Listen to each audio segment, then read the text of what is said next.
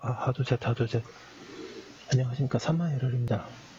김성동 교수님자 380페이지, 로마트 3번에 형법 제10조 1항의 책임무능력 요건 보도록 하겠습니다. 형법 제10조 1항은 책임무능력의 요건으로 행위자에게 심신장애 사유가 있어야 하고 심신장애가 원인이 되어 사물변변 능력이 결여되어 있거나 의사결정 능력이 결여되어 있어야 한다고 규정하고 있다. 일반 심신장애 존재. 형법에서 심신장애란 정신적인 장애를 가리키는 용어로서 신체적 장애를 제외한 비정상적인 심리적 상태를 의미한다. 정신병, 정신박약, 심한 의식장애, 기타 중대한 정신이상 상태가 여기에 해당한다. 정신병에는 정신분열증과 조울증 등의 원인이 되는 내인성 정신병과 진행성 뇌연화증, 뇌손상 혹은 간질이 원인이 되는 외인성 정신병, 그리고 강박증이 있어 원인이 되는 심인성 정신병이 있다.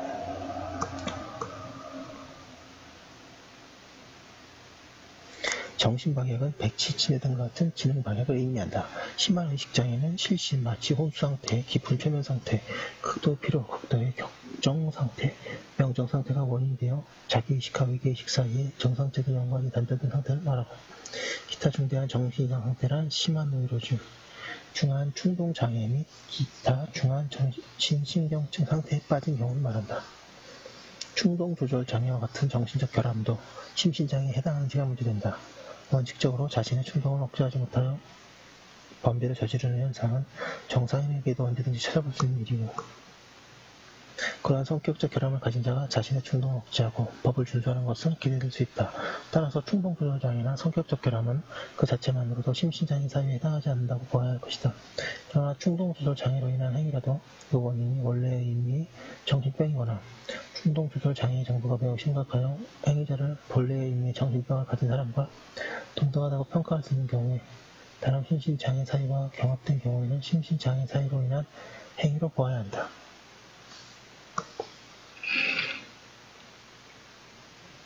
(381페이지) 충동조절장애 및 성격적 결함에 관한 판례사안 대법원은 동그라미 1번에 생리기간 중에 심각한 충동조절장애에 빠져 절도범행을 저지른 경우에 그 이상으로 사물을 변별할 능력에 장애를 가져오는 원래의 의미의 정신병이 도벽의 원인이라거나 혹은 도벽의 원인이 충동조절장애와 같은 성격적 결함이라고 할지라도 그것이 매우 심각하여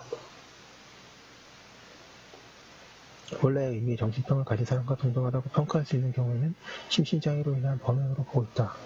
동그라미 2번에 성적인 측면에서의 성격적 결함으로 인하여 나타나는 소화기호증의 경우에도 그 증상이 매우 심각하여 원래의 의미의 정신병이 있는 사람과 동등하다고 평가할 수 있거나 다른 심신장애 사유와 결합된 경우 등의 심신장애를 인정할 여지가 있다고 한다. 2번에 사물 변별 능력 또는 의사결정 능력의 결여. 방가로 1번에 사물 변별 능력이란 시비선악을 구별할 능력, 사물에 대한 합리적 판단력 등을 지칭하는 것으로서 행위자의 지적 능력의 정도를 일컫는다. 이를 형법적 관점에서 보면 행위자가 자기 행위를 실질적으로 불법하다고 통찰할 수 있는 심리적인 상태를 의미한다. 전통적으로 사용해온 용어에 따르면 위법성의 인식 능력 혹은 불법 통찰 능력 내지 불법 인식 능력 등이 여기에 해당한다. 사물 변별 능력은 옳고 그름을 인식하는 판단하는 인식 능력을 의미하는 것이지 외부의 사물에 대한 자각 능력이라는 의미의 인식 능력 또는 기억 능력을 말하는 것이 아님을 주의해야 한다.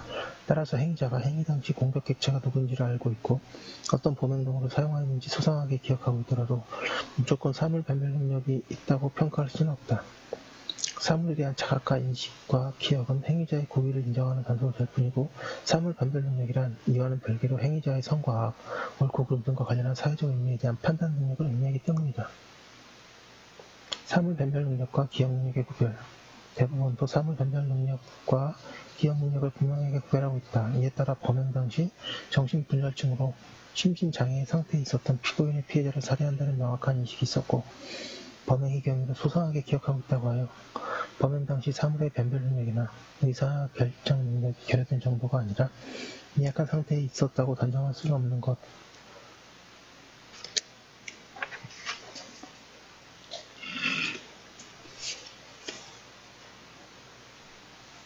382페이지라고 하거나 반대로 범행을 기억하고 있지 않다는 사실만으로는 바로 범행 당시 심신상실 상태에 있다고 단정할 수는 없다고 한다.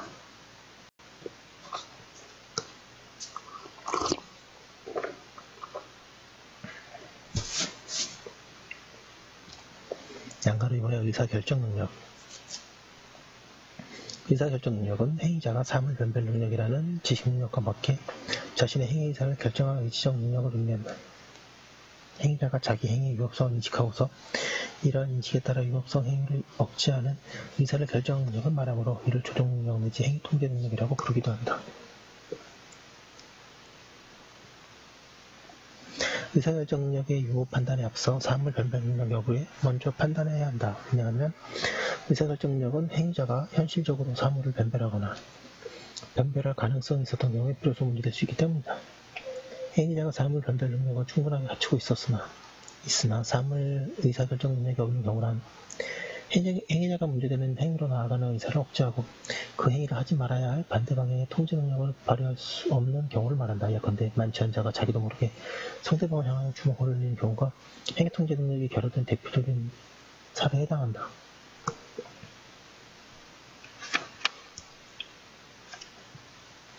(3번의) 책임 능력의 판단 방법.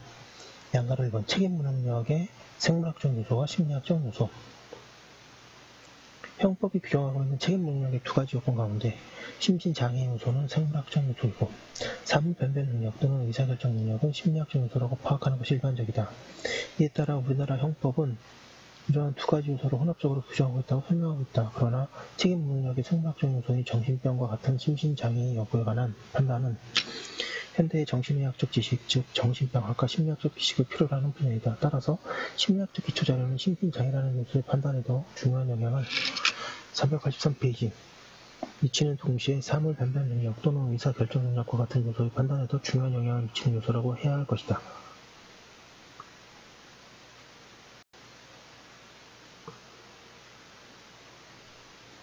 규범적 책임 개념과 책임 능력에 대한 평가.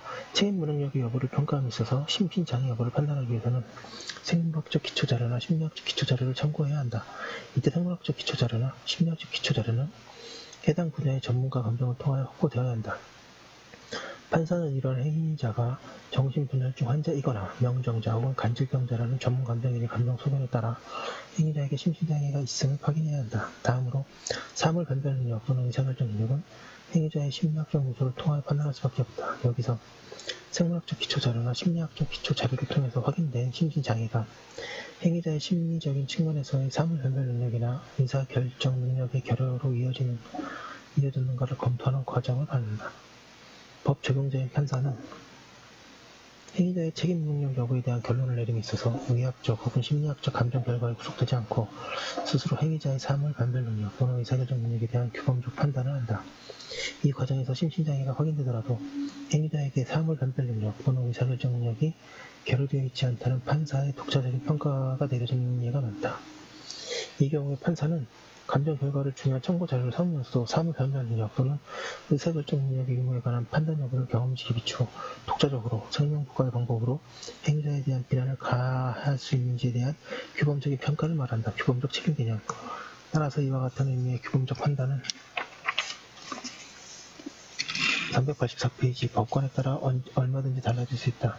책임 능력을 인정한 판례상은 대법원은 동그라미 1번 우울증, 알코올 중독증 등 정신질환으로 여러 차례 입원 치료를 받아온 적 있는 자가 태어나고 3개월이 경과한 후에 우울한 기분을 느껴 밤새도록 만명의 술을 마시고 완전히 깨지 아니한 상태에서 사람을 찔러 사망하게 한 경우 책임 능력을 인정하고요. 동그라미 2번 정신상태가 정상이 아니고 수사기관에서의 진술도 전후가 전혀 일치되지 않고 정상인으로는 하기 어려운 종잡을 수 없는 모든 내용을 가지고 타인에 대해 무고행위를 한 경우. 동그라미 3번 정신신경증을 앓고 있으면서도 자신도 모르게 목적도 없이 가출하고 집을 찾아오지 못하며 겨울에는 심한 동상 때문에 거리에 쓰러져 파출소에서 보호하다가 가족에게 인계된 것만 해도 수차례 했던 자가 가출하여 방황하던 중 동상을 입은 상태에서 타인의 본고차 안에 들어가 있다가 절도죄를 기소된 경우. 동그라미 4번에 10여 년 전부터 만성형 정신분할증 질환을 알아왔고 그동안 각종 정신병원 및 정신요양원 등의 치료시설에 장기간 수용되어 치료를 받아온 자가 정신분할증에 따른 망상의 지배로 말미암아 아무런 관계도 없는 생명부재 행위들에게 이유 없이 도끼로 내리쳐 상해한 경우 동그라미 5번에 범행 당시 정신분할증 심신장애 상태에 있었던 피고인의 피해자를 살해할 만한 전혀 다른 동기가 전혀 없고 오직 피해자를 사탄이라고 생각하고 피해자를 죽여야만 피고인 자신이 천당에 갈 수 있다고 하면서 살해하기 이른 경우 등에 대하여 행위자를 책임 능력자로 판단하였다. 지금까지 한 게 형법 제10조 1항의 책임 능력의 요건이고요. 심신장애가 존재하거나 심신장애가 원인되어 사물 변별 능력이 결여되거나 의사결정 능력이 결여되었다고 하는 경우입니다. 판례 위주로 정리하시면 충분하고요. 네, 그럼 또 잠깐 쉬었다가 다음 거도 하겠습니다.